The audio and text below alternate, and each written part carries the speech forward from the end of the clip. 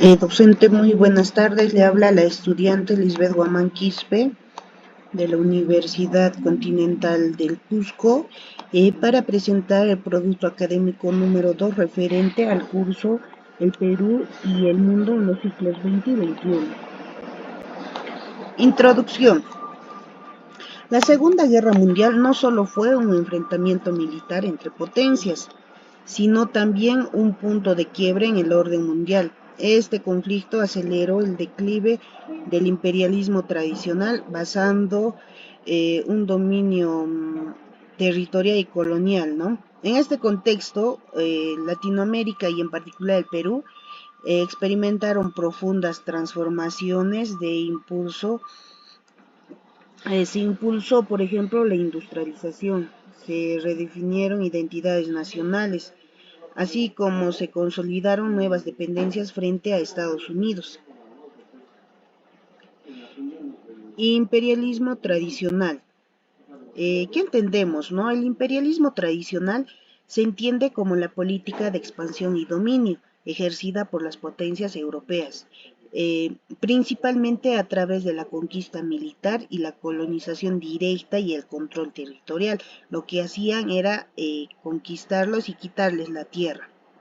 ¿Qué características tenía? Conquista territorial. Se buscaba ocupar y dominar directamente tierras en África, Asia, América. Dentro de la colonización se establecían colonias donde la metrópolis controlaba la administración, la economía y la política. Explotación económica. Se explotaba la materia prima como metales preciosos, recursos agrícolas y mano de obra. Justificación ideológica. Se apoyaba en ideas como la misión civilizadora, ya que éstas se creían con aires de superioridad, ¿no?, entre culturas, la europea sobre otras. Una relación jerárquica. Existía una relación de dominio entre la metrópolis, que era el centro de poder, y las colonias, ¿no?, que eran el pueblo sometido. ¿Qué factores hicieron, ¿no?, que el imperialismo tradicional colapsara? Las guerras mundiales, donde las potencias europeas quedaron debilitadas militar y económicamente. Muchas colonias participaron en los conflictos y luego exigieron derechos, ¿no?, autonomía.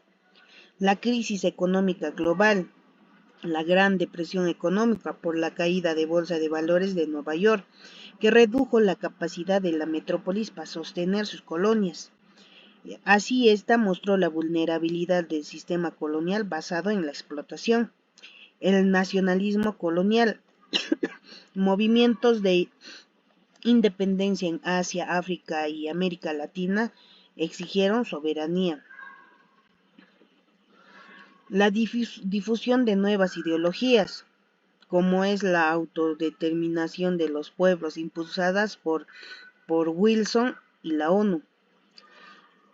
Críticas al racismo y a la justificación civilizadora del colonialismo. Competencia entre potencias. El surgimiento de Estados Unidos y la Unión Soviética como superpotencias debilitó el poder europeo. Ambas impulsaron por intereses propios procesos de descolonización, cambios en la economía mundial. El neoimperialismo. Definición. El neoimperialismo es la política mediante la cual los países más desarrollados ejercen dominio sobre naciones más débiles, ¿no?, a través de mecanismos indirectos como el comercio desigual, inversión extranjera, los préstamos y la cultura o la opresión diplomática. ¿Qué características tiene? Tiene un control económico, ya que esta ejerce dominio de mercado mediante exportaciones e importaciones. Asimismo, hace dependencia de préstamos, inversiones y deudas extranjeras. Influencia política y diplomática. Presión para que los países adopten políticas favorables a las potencias. Intervención indirecta en apoyos a gobiernos aliados o golpes de Estado. Dependencia tecnológica y cultural. Las potencias difunden sus modelos de consumo. Uso de organismos internacionales como el Banco Mundial, la ONU o tratados de libre comercio que se convirtieron, ¿no?, en un instrumento de presión. Menor control militar. Aquí ponerle un poco énfasis, ¿no? Mientras que el imperialismo tradicional se regía más por un control militar directo y la conquista de tierras, el neoimperialismo nos habla netamente del dominio del mercado, ¿no?, usando mecanismos financieros y comerciales. Justamente aquellos aspectos los cuales nos dan un mayor detalle de cómo era el imperialismo tradicional y el neoimperialismo. Impactos del neoimperialismo en Latinoamérica. Latinoamérica dependió económicamente de estas potencias por la exportación de materia prima, como es minerales, petróleos, productos agrícolas. Asimismo, Latinoamérica tuvo influencia o tiene influencia política directa de Estados Unidos, ya que ésta apoya golpes de Estado, bloqueos económicos y presiones diplomáticas. También tenemos condiciones impuestas por organismos como el Banco Mundial a cambio de préstamos. Una desigualdad social. El modelo económico impuesto simplemente es como si favoreciera al capital extranjero y de esta manera persiste la pobreza y la exclusión en amplios sectores de la población, ¿no?, de Latinoamérica. También hay una dependencia tecnológica y cultural, ya que al ingreso masivo de productos de distintas marcas, tamaños, todo, y la cultura extranjera, ¿no?, así como la homogeneización cultural. Prácticamente nosotros queremos vernos como ellos. Y los movimientos de resistencia, como es el surgimiento de políticas de integración regional ALBA, Mercosur y CELAC. Ahora, los impactos del neoimperialismo en el Perú. Nosotros dependemos económicamente de las exportaciones, en ese entonces del guano, minerales, petróleo, gas y productos agrícolas. Y las importaciones que realizábamos para trabajar, como son tractores, maquinarias, ¿no?, para cultivar en grandes extensiones que tenemos en el Perú. Y por los años 80 y 90 en nuestro país pues entró en una crisis económica por el cual tuvimos un endeudamiento extremo. Ahora, la influencia política que tenemos es una influencia indirecta,